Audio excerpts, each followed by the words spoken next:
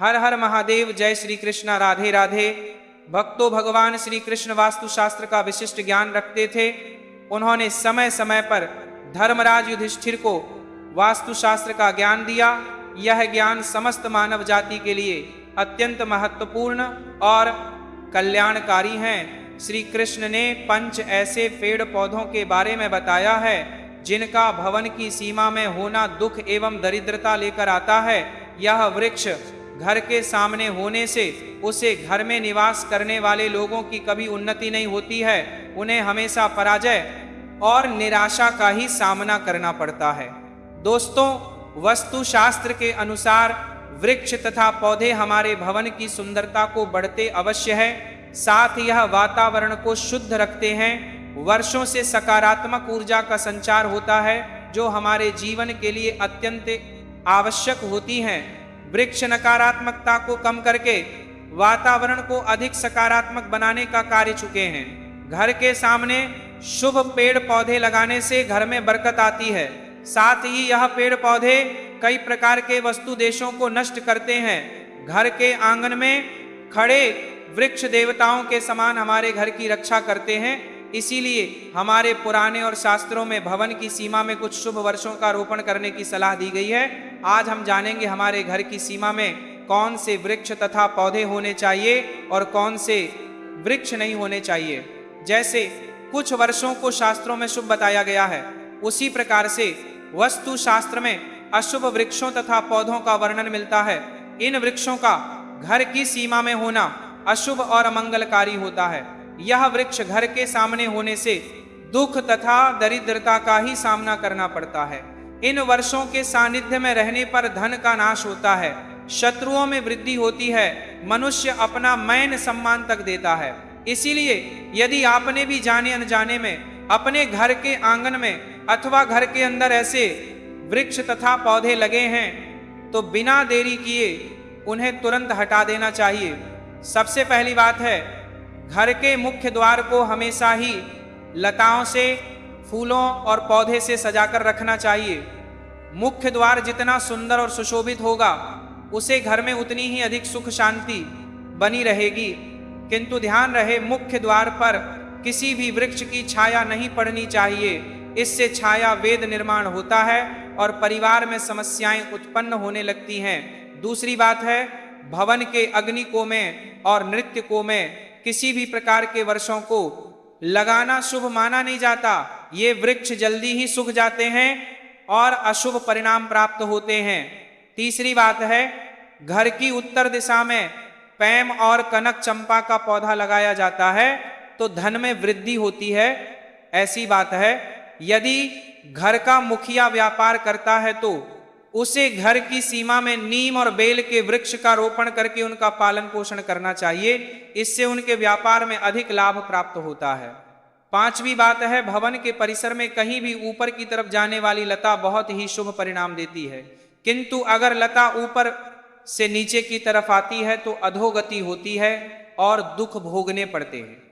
यदि इस स्थान पर कोई मनी प्लांट लगा हुआ हो तो और भी अधिक शुभ फल मिलते हैं। छठी बात है, केले का पेड़ भवन के लिए बहुत ही अधिक शुभ माना जाता है, लेकिन इसे घर के पीछे लगाना चाहिए। यदि इसे घर के सामने लगाना हो तो तुलसी के पौधे के पास लगा सकते हैं। तुलसी के पास केले का पेड़ हो तो धन संपत्ति में अकस्मात ही वृद्धि होती है, क्योंकि केले के पेड़ में भगवान विष्णु निवास करते हैं और तुलसी में माता लक्ष्मी का वास माना बताता है। अब जानते हैं कौन से पेड़ पौधे घर में लगाना अशुभ होता है। सबसे पहले बात कर लेते हैं कांटेदार पौधों की। दोस्तों, आपको घर में कभी भी कांटेदार पौधे नहीं लगाने चाहिए, क्योंकि कांटेदार पौधे हमारे वस्तु को प्रभावित तो करते ही है, साथ ही इस तरह के पौधे घर के छोटे बच्चों को भी नुकसान पहुंचा सकते हैं। इसलिए घर में कांटेदार पौधे लगाने से हमेशा बचे रहे, क्योंकि इनके कांटे नकारात्मक ऊर्जा उत्पन्न करते हैं।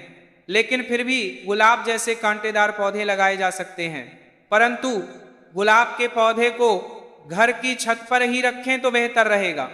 इसी के साथ अगर धार्मिक दृष्टि से भी देखा जाए तो भी कांटेदार पौधों को घर में लगाने से परिवार में लड़ाई झगड़ा बढ़ जाते हैं, और इतना ही नहीं, इससे घर का वातावरण भी खराब होने लगता है।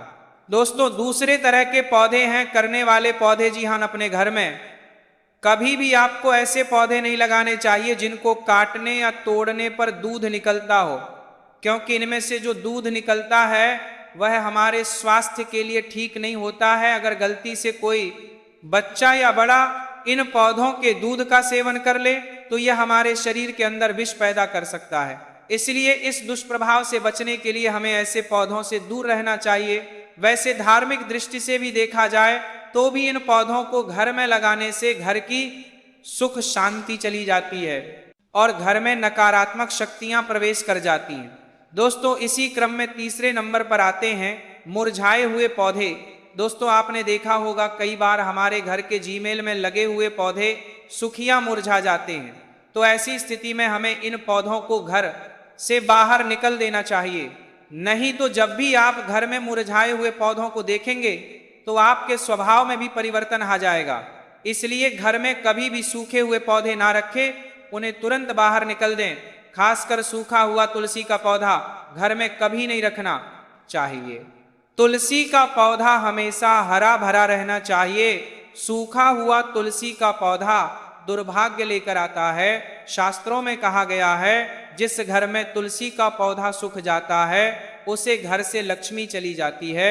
चौथा पौधा है बोनसाई का पौधा। दोस्तों शायद आप बोनसाई का पौधों का मतलब नहीं जानते होंगे, तो हम आपको बता दें कि यह वे पौधे होते हैं जो किसी भी बड़े पेड़ का छोटा रूप होते हैं। इनकी बगवार को किसी वैज्ञानिक तरीके से रोक दिया जाता है, इसलिए माना जाता है कि इस तरह के पौधे हमारे चारों तरफ की सकारात्मक को भी रोक देते हैं। इसलिए बोनसाई पौधों को ना ही घर में बीमार करना चाहिए और ना ही बाहर से लाकर लगाना चाहिए, क्योंकि वस्तु शास्त्र के अनुसार यह पौधे घर में रहने वाले हर सदस्य का आर्थिक विकास रोक देते हैं। दोस्तों अब बात कर लेते हैं बबूल के बारे में। आपको पता ही होगा ये एक बड़ा कांटेदार वृक्ष होता है, इसलिए इसका पौधा घर में लगाने का सवाल ही नहीं उठाता। फिर भी कोई बोनसाई करके इसको घर में लगाने की सोच रहा है, तो ऐसा बिल्कुल ना करें, क्योंकि ये वस्तु की दृष्टि से ठीक नहीं रहता। ऐसे पौधे सिर्फ हमें नुकसान पहुंचने हैं, क्योंकि इनके कांटे बड़े हानिकारक होते हैं। दोस्तों अब बात कर लेते हैं कैस्टर प्लांट के बारे में। कैस्टर प्लांट देखने में भले ही बेहद अच्छा लगता हो, लेकिन इसे दुनिया का सबसे खतरनाक पौधा माना गया है। इस पौधे के भी 2 दिनों के अंदर इंसान की जान ले सकते हैं। इसे घर में लगाने की भूल बिल्कुल नहीं करनी चाहिए। अगर आप इसे घर में लगाते हैं तो छोटे बच्चे इसके भी गलती से निगल सकते हैं। इस पौधे को घर में ही नहीं बल्कि घर के आसपास भी नहीं रखना चाहिए। अगर आसपास ये पौधा हो तो तुरंत इसे उखाड़ कर फेंक दे। दोस्तों अब बात कर लेते हैं बेर के पौधे के बारे में। कहा जाता है कि फलों में जिन जाने वाले बेर को खाने के लिए लोग इसे अपने घर में भी लगा लेते हैं, लेकिन यह गलत है। कहते हैं इसे लगाने से घर में नकारात्मक शक्तियां आ जाती हैं। केवल इतना ही नहीं, धार्मिक दृष्टि से भी अगर देखा जाए तो बेर के पौधे के घर में होने से आर्थिक समस्या बढ़ाने के साथ ही धन की हानि भी होने लगती है। इस कारण से इसे घर में नहीं लगाना चाहिए। दोस्तों अब बात कर लेते हैं घरों में सबसे ज्यादा लगाए जाने वाले पौधे मनी प्लांट के बारे में। दोस्तों अगर आप अपने घर में तरक्की चाहते हैं तो घर के मुख्य द्वार पर मनी प्लांट लगाना चाहिए। ऐसा करने से आपको नौकरी और व्यापार में तरक्की मिलेगी। परंतु मनी प्लांट के पौधे को लगाने के दौरान इस बात का अवश्य ध्यान रखें कि इसकी लंबाई दीवार से अधिक ना हो जाए, इससे आपके जीवन में परेशानियां आनी शुरू हो सकती हैं। मनी प्लांट का पौधा कभी खरीद कर नहीं लाना चाहिए, बल्कि इसे दूसरे स्थान से चुरा कर लाना चाहिए, तभी इसका शुभ फल प्राप्त होता है। अब बात करते हैं पपीते के पेड़ के बारे में। वस्तु शास्त्र के अनुसार घर में कभी भी पपीते का पेड़ नहीं लगाना चाहिए। यह पेड़ घर के लिए बहुत ही अशुभ होता है। अगर यह पौधा अपने आप उपजाए तो इसे तुरंत उखाड़ना चाहिए। जब फल खत्म हो जाए तो उसके बाद इसे उखाड़ कर फेंकना चाहिए। अगर पीपल का वृक्ष भवन की पूर्व दिशा में होता है तो घर में निर्धनता व्याप्त हो सकती है। वट वृक्ष घर की पश्चिम हमेशा में हो तो घर में शोक का कल्चर कल तक रहता है। दक्षिण दिशा में तुलसी का पौधा हो तो संतान को पीड़ा सहन करनी पड़ती है।